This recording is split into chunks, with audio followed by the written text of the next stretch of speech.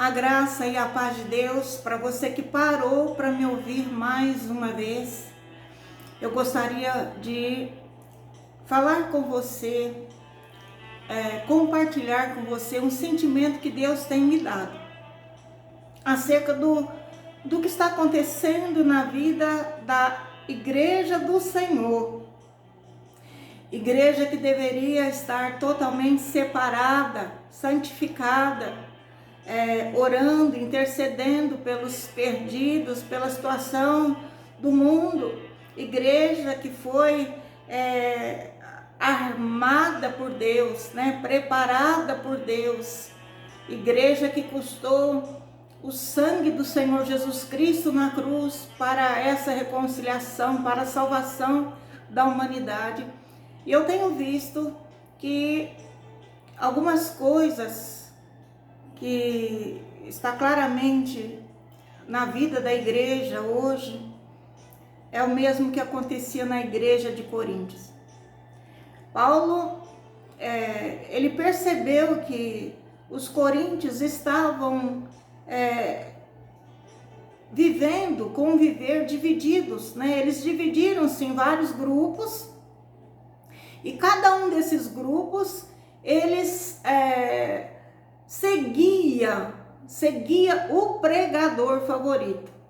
Então, amados, uns seguiam a Paulo, no terceiro capítulo de 1 Coríntios, a Bíblia fala que uns seguiam a Paulo, outros a Apolo, outros a Pedro, e nós sabemos que por aí vai, e parece que esse espírito até o dia de hoje não aprendeu com Paulo. Nós não temos dado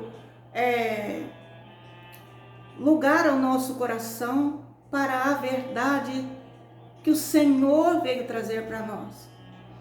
E cada grupo, amados, eles estavam realmente acreditando que eram os únicos, que tinha toda a verdade. Então cada grupo achava-se melhor que o outro, e aí começou-se a espiritualmente uns se orgulharem mais do que outros e começarem até mesmo perseguições religiosas, divisões, e a Bíblia chama isso de espírito do mundo nas igrejas, dissensões nas igrejas, causados pelo espírito do mundo. Quer dizer que era um espírito que não era o Espírito Santo agindo.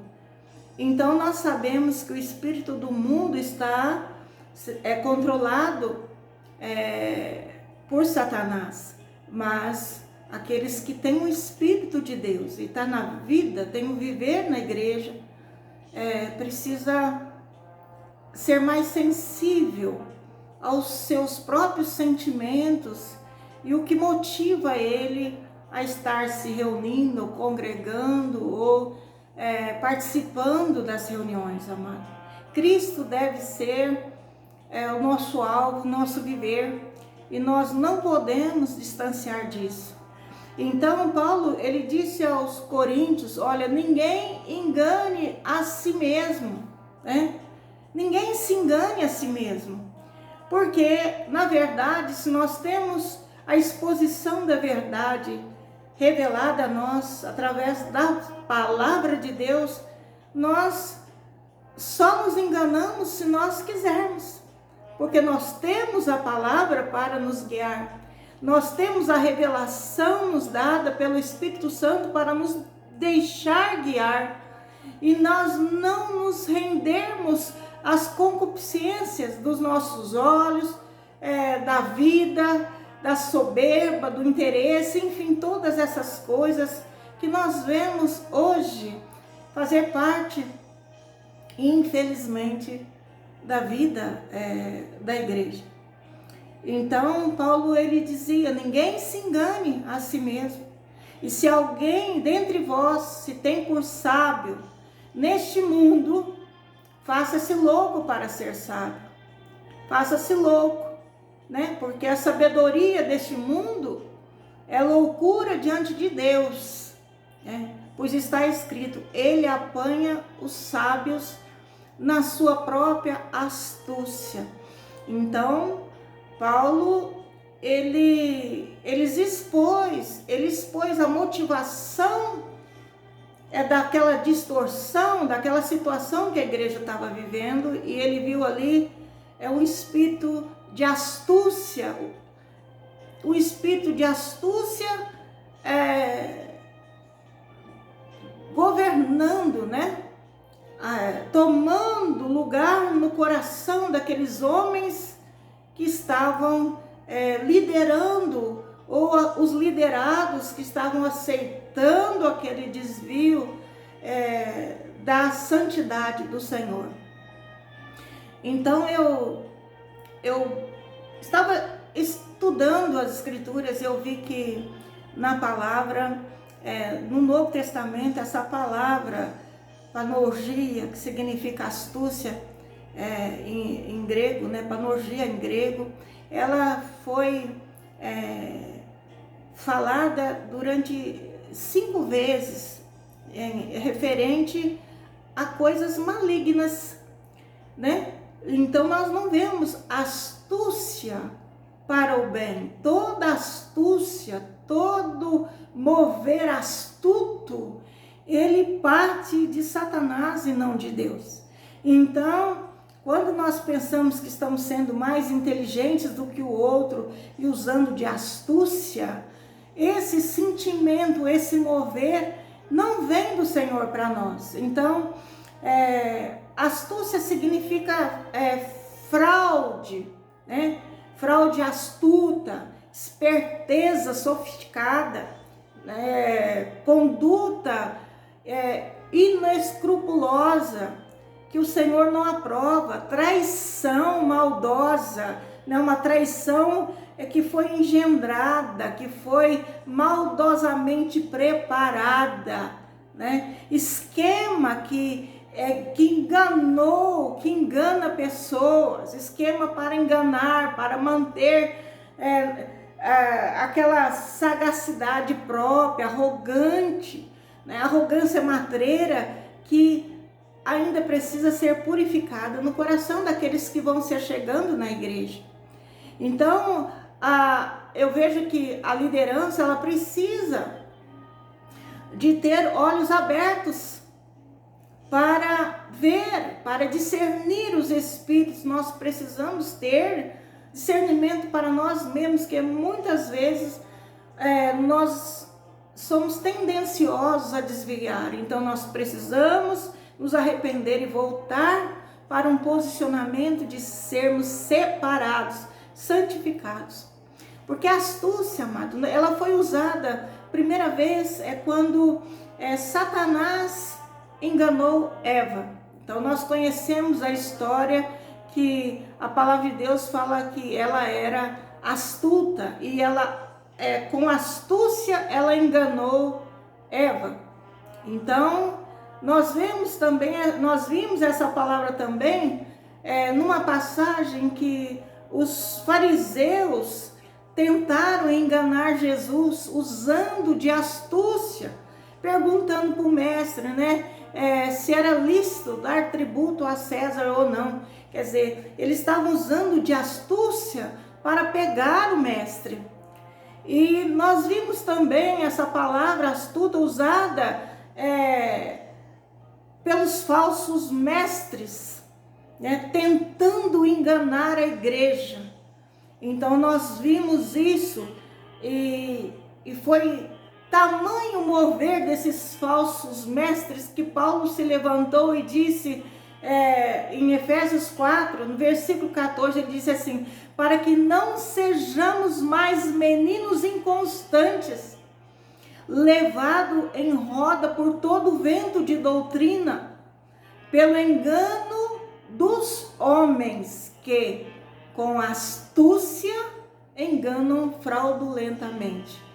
Paulo se levantou contra esse espírito e nós precisamos também nos levantar. Se amamos a Deus, nós temos que batalhar pela fé que uma vez foi dada aos santos. Nós precisamos lutar, nós precisamos usar a palavra, nós precisamos trazer a igreja à luz e apontar a ação maligna no meio do corpo de Cristo, para que a igreja seja santificada, seja separada. Nós não podemos nos calar, ou ficarmos murmurando, ou ficarmos criticando, ou ficarmos fazendo divisão, ou ficarmos, não, eu sou melhor porque eu não faço aquilo, não, eu sou melhor que aquele.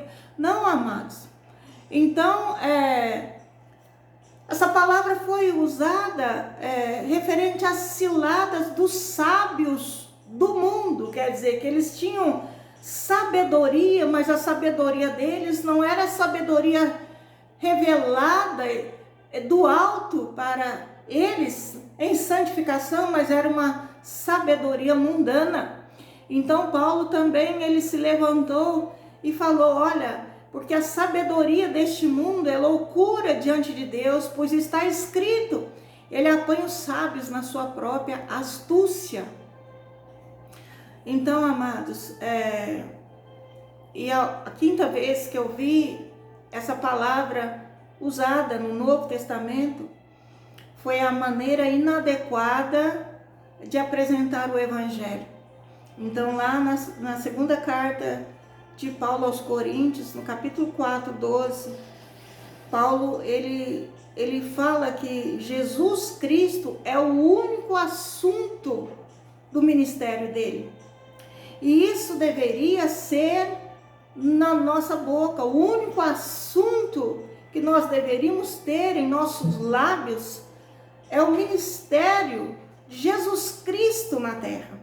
É o falar de Jesus, é o viver de Jesus, é os ensinamentos de Jesus.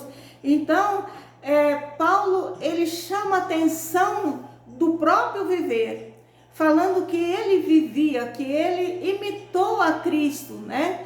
Então, ele fala que,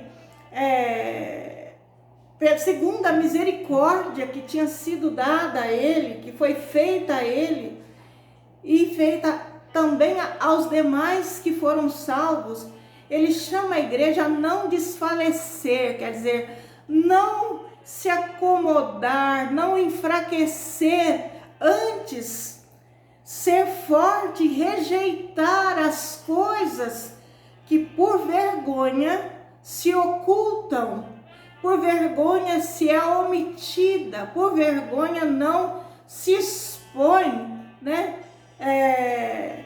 E nós deveríamos rejeitar e não andar com astúcia no mundo, compactuando com astúcia, nem falsificando a palavra de Deus. Então, Paulo, nesse momento ali, naquela porção, ele fala que ele mesmo se recomendava à igreja. A consciência de todo homem, o viver dele era um viver de um homem que vivia na presença de Deus, pela manifestação da verdade. Quer dizer, daquilo que ele foi instruído pelo Senhor, daquilo que o próprio Deus revelou a ele.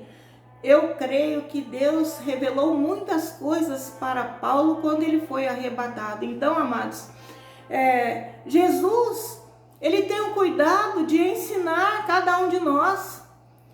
Ele tem o cuidado de falar conosco. Ele tem o cuidado de trazer revelação. Então, naquele tempo em que a igreja estava se movendo e crescendo, dando início a essa gloriosa tarefa, né? Jesus, ele ensinou para aqueles que estavam usando de astúcia em volta dele em todo o tempo.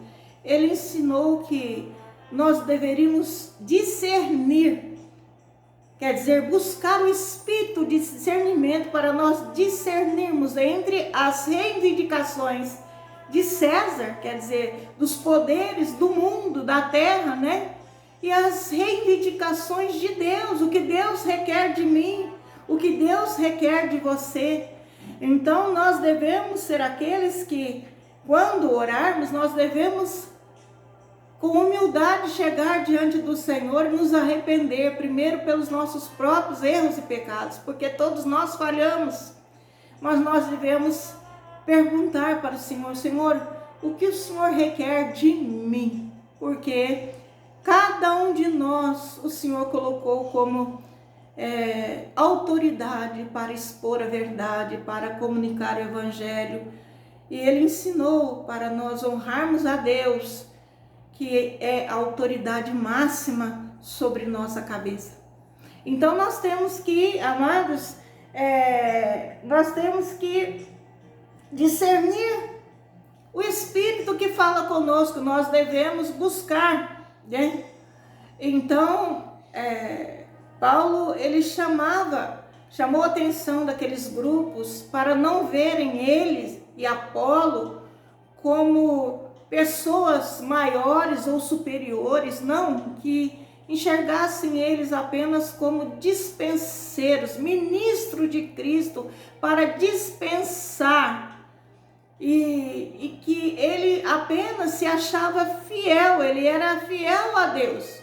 Por que ele era fiel? Por causa do juízo que haveria, e que o Senhor conhece o coração de cada um e Ele vai fazer juízo sobre os nossos corações, sobre as nossas motivações, sobre aquilo que falamos, aquilo que fazemos, aquilo que enchemos, né, a nossa mente, os nossos pensamentos. O Senhor vai trazer, porque Ele nos dá ensino.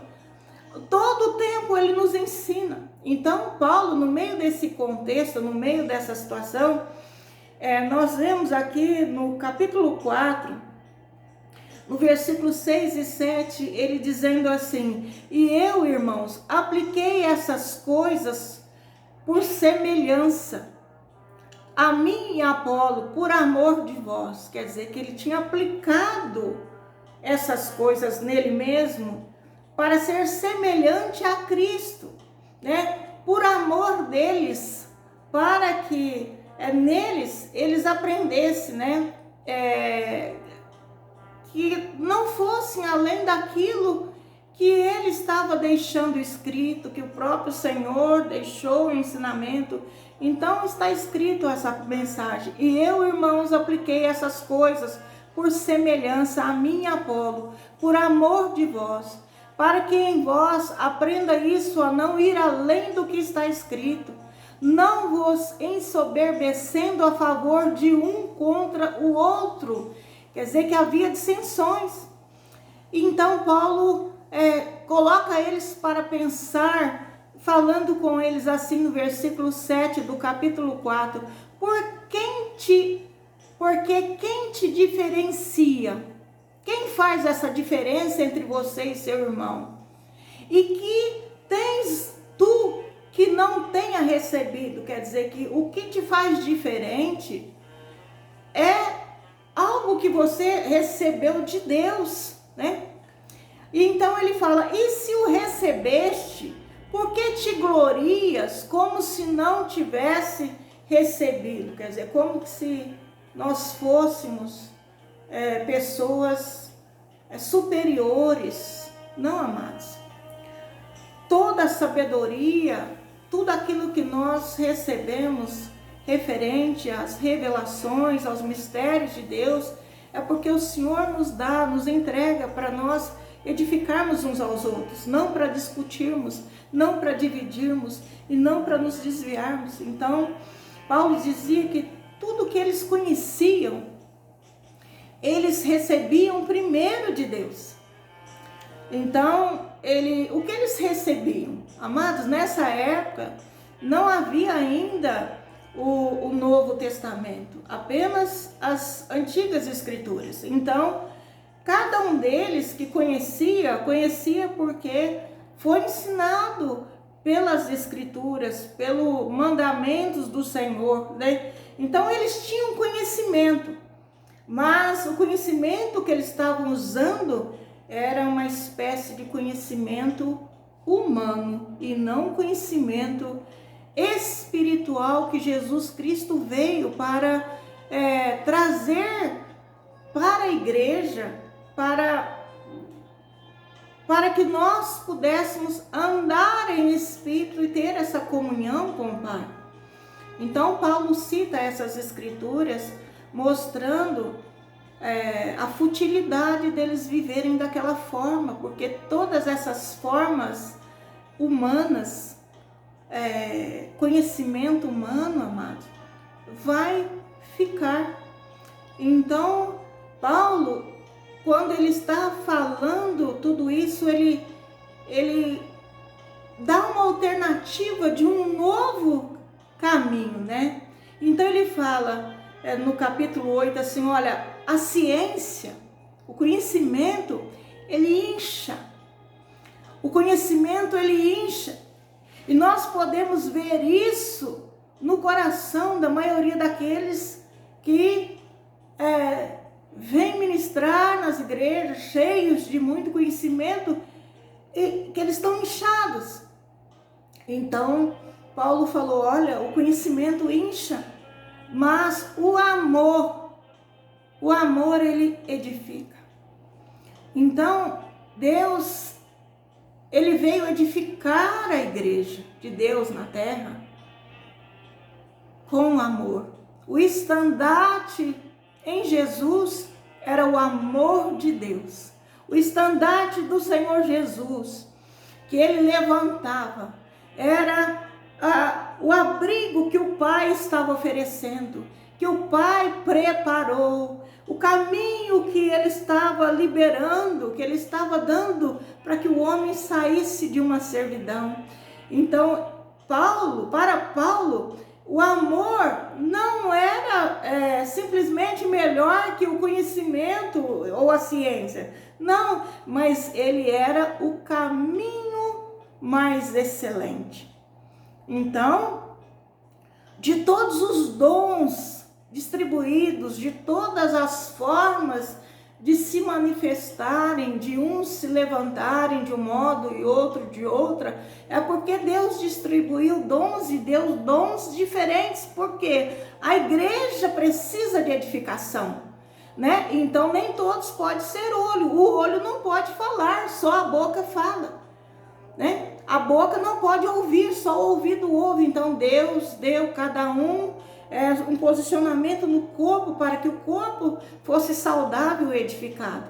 Então, o conhecimento e a ciência também são dons de Deus, mas ele diz que a ciência incha. E o amor, né? O amor é um caminho mais excelente, porque foi esse caminho excelente que Jesus Cristo veio para nos trazer. Então, de fato, Paulo deu muitos ensinamentos. E no meio de todos os ensinamentos que ele deu para a igreja de Corinto, ele estava dizendo assim, olha, segue o amor. Segue o amor. E hoje não é diferente.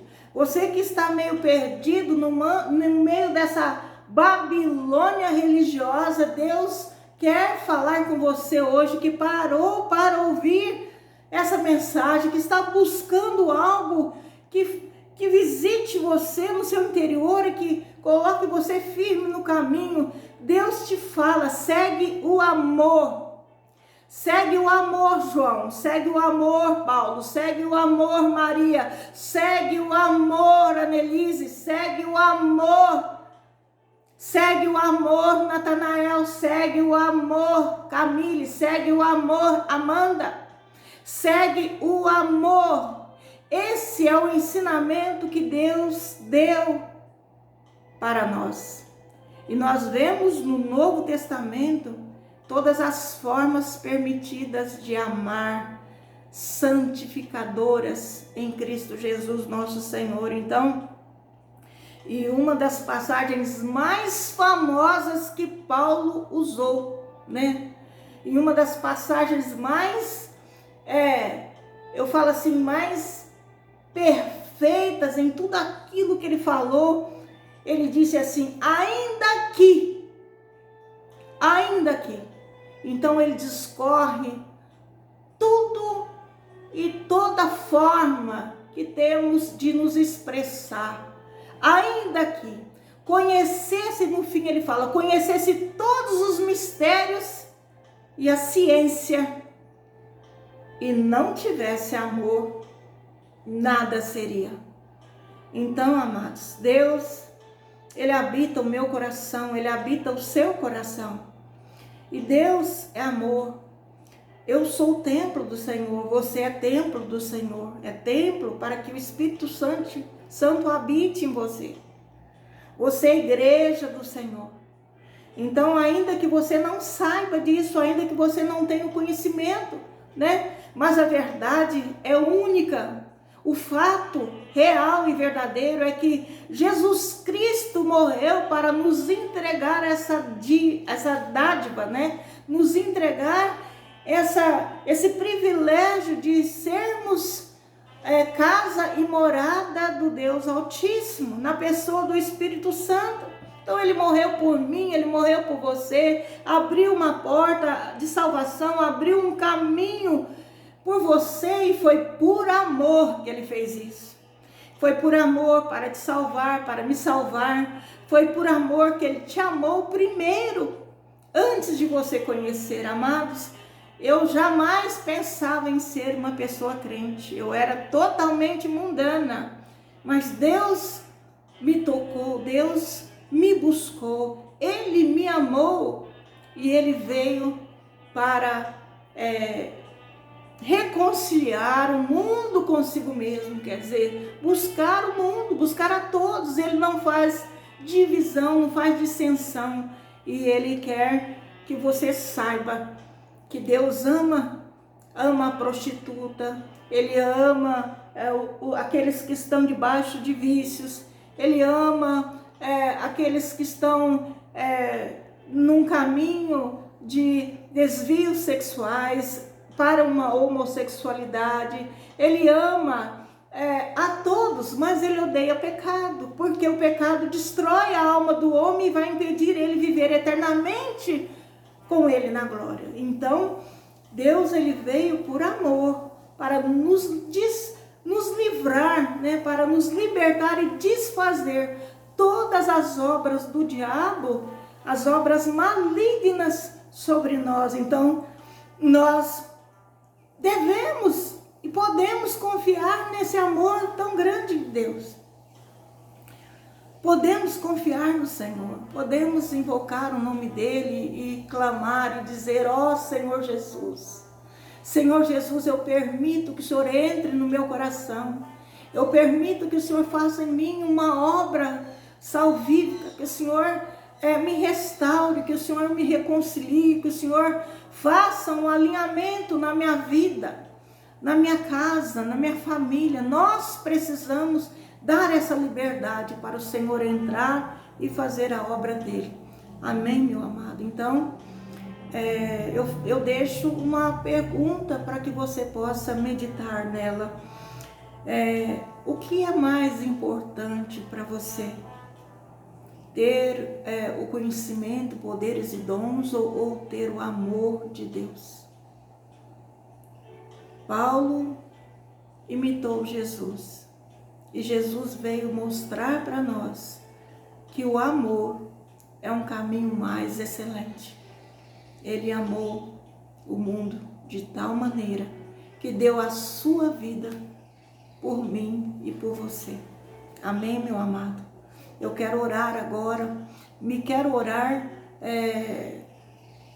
para esse posicionamento, esse alinhamento da luz e da verdade sobre a igreja do Senhor. É tempo de nós despertarmos, porque o mundo está fazendo uma transição apocalíptica, e nós temos que enxergar os acontecimentos. Precisamos nos despertar para enxergarmos o que o Senhor nos preveniu sobre acerca do final dos tempos, e precisamos nos alinhar. A igreja precisa de alinhamento, e eu convido você para orar comigo, para que Deus alinhe também a sua vida pessoal, para que haja plenitude na sua vida e abundância de vida. Amém? Antes eu gostaria de pedir para você, se você recebeu algo precioso nessa palavra, ou alguma edificação, que você se inscreva no meu canal do YouTube, se você não é inscrito no YouTube, né? O canal que leva um compromisso de evangelismo. Deus me abriu essa porta e abençoou esse caminho, mas eu não posso fazer sozinho. O Senhor mandou nós orarmos para que haja cooperadores, colaboradores, porque a obra é grande e são poucos os trabalhadores. Então eu rogo a você que você se inscreva no meu canal do YouTube, deixe seu like, deixe um comentário, compartilhe, e quando você inscrever, não se esqueça de ativar o sininho para você receber todas as mensagens, amém? Então vamos orar. Pai, eu entro na tua presença, rogando a ti nesse momento que, ó Deus, desça sobre nós com a virtude, com o poder desse amor tão excelente, e que o Senhor habite em nosso coração em amor. Arranca, Senhor, nós pedimos, nosso coração, tudo aquilo que é contrário ao teu amor, tudo aquilo que nos leva a agir, falar ou pensar que é contrário ao teu amor. Dá-nos, Pai, ó Senhor, a excelência desse caminho de amor, desse caminho que o Senhor veio nos trazer. Deus, eu rogo por mim, por essa pessoa, pela minha casa, pela casa dessa pessoa que parou comigo para ouvir e para orar. Pai, eu rogo a ti que o Senhor entre e toque-os todos dessa casa, dessa família, que o Senhor venha tocar, Senhor, a cada um de nós, a cada um que tem pedido oração, a cada um, Senhor, que tem manifestado, ó Senhor, os seus pedidos de oração. Deus eterno, venha sobre suas vidas, sobre a vida dos seus familiares, sobre as suas necessidades, também temporais. Mas, ó Senhor, que o teu reino, que os teus propósitos estejam sempre em primeiro lugar no nosso coração. Senhor, Pai, desperta-nos, que o Senhor abra os nossos olhos para não fazermos parte dessa Babilônia religiosa, mas podermos nos unificar em Cristo através do guia e, Senhor, do fluir do teu Espírito Santo, do teu falar em nós e nos posicionarmos, Pai, num alinhamento para o teu reino de glória, para, Senhor, entrarmos, Pai, na tua glória, para, ó Deus e Pai, sermos dignos, Pai, de sermos achados fiéis diante de ti. Deus, cobre-nos com teu sangue, perdoando os nossos pecados, perdoando os pecados, Pai, de toda a liderança da igreja que o Senhor levantou na face da terra, que foram levantados. Pai, nós oramos por eles, oramos, Senhor, para que o Senhor, ó Senhor, os encha também do teu amor, do verdadeiro amor, e que, Senhor eterno, a motivação, Senhor, do servir a ti na terra seja o amor, Senhor, o amor que fez com que o Senhor enviasse o teu Filho amado, Jesus Cristo, para morrer por nós. Ó Senhor, vai tirando, vai limpando, vai purificando o coração, Senhor, de toda a irmandade, de toda a liderança, de todos aqueles que te servem, de todos aqueles, Pai, que, Senhor Deus e Pai, tem trilhado caminhos, ó Senhor, que tem trazido discórdia, que tem trazido divisões, que tem trazido, Pai, idolatrias, que tem trazido, Senhor, que o povo seja dividido, como, Senhor eterno, era no tempo, Pai, em que Paulo se levantou para ensinar as verdades e a profundeza do teu amor e da verdadeira motivação que deve haver em nosso coração. Pai, eu rogo a ti que nos proteja de toda retaliação maligna, mas não permita nós, Pai, rejeitarmos, Senhor, as astúcias dos homens. Guarda nós, Pai, debaixo da aliança do sangue que o Senhor verteu na cruz, e nos ajude, meu Pai, a perseverarmos, ó Deus, a buscarmos em Ti, a buscarmos em oração, fortaleça nossos joelhos. Ó Senhor, nos ajuda a abrir, Senhor, as Escrituras e sermos conduzidos pelo Teu Espírito Santo, Pai, a revelação, a sabedoria que vem do alto, ó Senhor, para sermos, ó Deus Pai, cheios do Teu Espírito Santo, da verdade, sermos cheios da virtude, ó Senhor, que vem de Ti e que muitas vezes está nos faltando, Pai. Nós confessamos, somos fracos, somos imperfeitos, somos errantes e pedimos-te perdão por toda a nossa fraqueza e pedimos que o Senhor venha, Senhor, nos purificar, nos libertar de nossas fraquezas e nos traga, Senhor, nós pedimos, nos traga as virtudes que nos faltam, as virtudes que somente o Teu Espírito Santo tem, Pai.